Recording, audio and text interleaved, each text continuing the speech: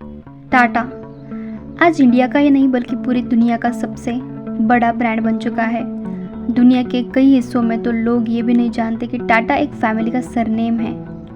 टाटा यानी कि भरोसा, जो कमाने के लिए जितनी मेहनत रतन टाटा ने की है उतनी ही उनके परिवार के कई पीढ़ियों का इसमें योगदान रहा है।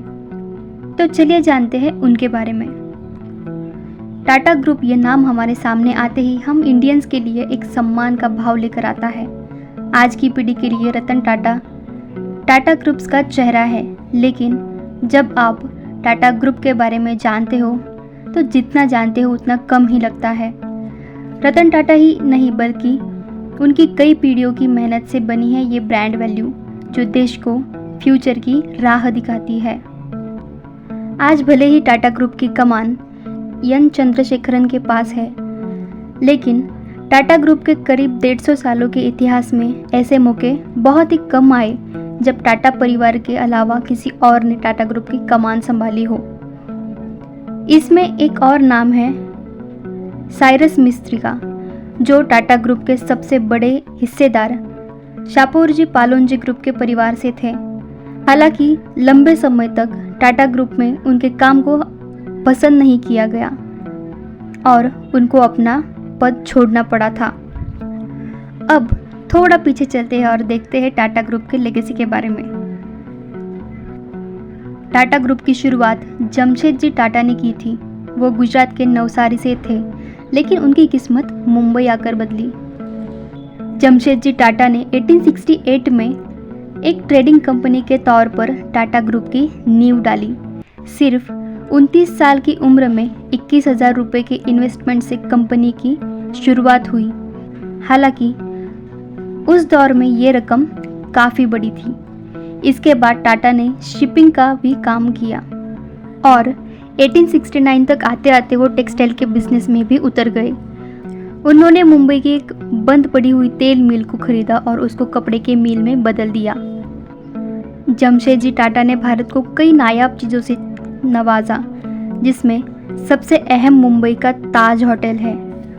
देश में टाटा स्टील जैसा प्लांट लगाए, ये उनकी ही सोच थी, जिससे बाद में उनके बेटे दोराबजी टाटा ने पूरा किया। टाटा ग्रुप को एक बड़ा औद्योगिक घराना बनाने का काम दोराबजी टाटा ने ही किया। साल 1907 में जमशेदपुर में टाटा स्टील की स्थापना हुई।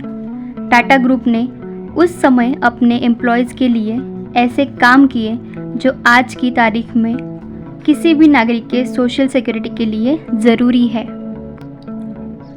गूगल और माइक्रोसॉफ्ट जैसी कंपनियों के बेस्ट एम्प्लॉयज़ बनने से करीब 100 साल पहले ही टाटा ग्रुप ये कमाल कर चुका था।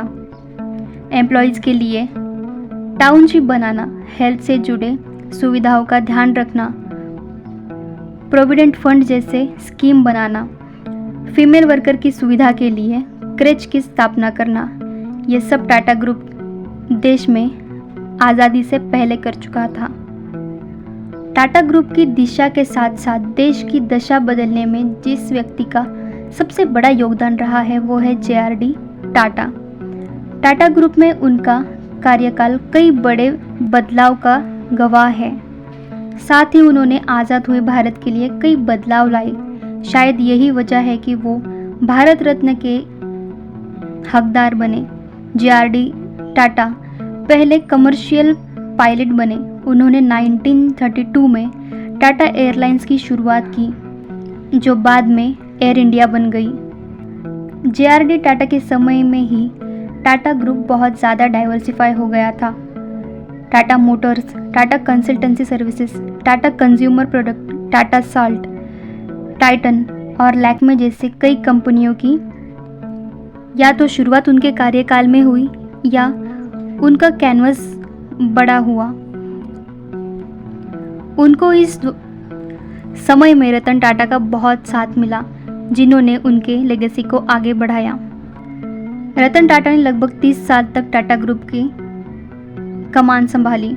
अगर उनके योगदान की बात करें तो उनके योगदान के लिए अलग किताब लिखनी पड़ेगी, लेकिन एक लाइन में कहा जाए तो टाटा ग्रुप को मल्टीनेशनल और ग्लोबल किसी ने बनाया तो वो रतन टाटा थे।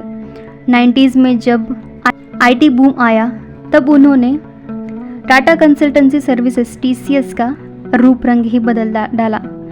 ये आज की दुनिया की दूसरी सबसे भरोसेमंद कंपनी है और एम्प्लॉयमेंट के बारे में दुनिया की सबसे बड़ी कंपनी है। इसके एम्प्लॉयज़ की संख्या लगभग 6 लाख से भी ज़्यादा है। टाटा मोटर्स को कमर्शियल व्हीकल कंपनी से पैसेंजर व्हीकल कंपनी में ट्रांसफॉर्म करना, फ्लॉप होने पर उसे दोबारा खड़ा करना, ब्रिटेन के Corus steel, Tetley tea, Jaguar जैसे कार ब्रांड को खरीदना उनके लेगेसी का हिस्सा रहा है। देश के आम आदमी को कार में चलने का सपना दिखाना और महज 1 लाख रुपए में टाटा नैनो को लॉन्च करना। टाटा ग्रुप की खुद की कहानी और विरासत तो बहुत लंबी है, लेकिन इस एक ग्रुप ने देश को भी कई सौगातें दी है। इसमें देश की पहली एयरलाइन एयर इंडिया, पहला स्वदेशी लग्जरी होटल ताज, पहले स्वदेशी पैसेंजर कार टाटा सिएरा, पहले पूर्ण स्वदेशी कार टाटा इंडिका, पहले सबसे सेफेस्ट कार टाटा नेक्सॉन, ये सब शामिल है। इतना ही नहीं, Indian Institute of Science, Tata Institute of Fundamental Research, Tata Institute of Social Science, Tata Memorial Hospital, इन जैसे संस्था भी देश को टाटा ग्रुप के बदौलत ही मिली है। भारत में जब सम्राट अशोक की राजधानी खोजने के लिए पाटलिपुत्र में आर्कियोलॉजिस्ट डिपार्टमेंट ने काम शुरू किया, तब भी टाटा ग्रुप ने ही पैसे दिए थे। दूसरे वर्ल्ड वॉर के समय टाटा ग्रुप ने ये कार भी बनाई थी जिसका नाम टाटा नगर रखा था। ये सब हमें टाटा ग्रुप की बदौलत मिला है। और अगर आपको ये इन्फॉर्मेशन अच्छी लगी हो तो मेरे चैनल को सब्सक्राइब करना बिल्कुल मत भूलना। Thanks for watching.